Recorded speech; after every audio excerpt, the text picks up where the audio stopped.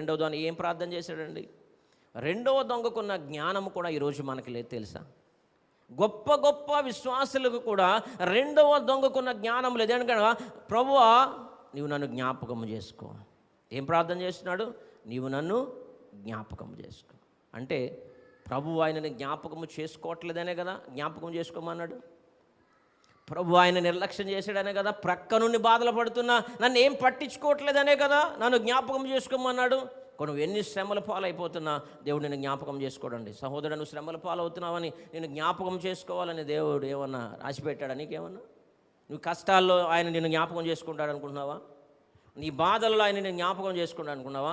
బలి అర్పించకుండా విరిగి నలిన హృదయం లేకుండా దేవుడు నిన్ను ఎన్నటికీ జ్ఞాపకం చేసుకుని నీ కష్టాలు మళ్ళీ పడతానే ఉంటావు. అంతే, విరిగి నలిగిన హృదయం వచ్చే వరకు దేవుడు నిన్ను జ్ఞాపకం చేసుకోడు. నీ కష్టాలను అలా వెళ్ళిపోతానే ఉంటావు, ప్రవాహంలో పోతా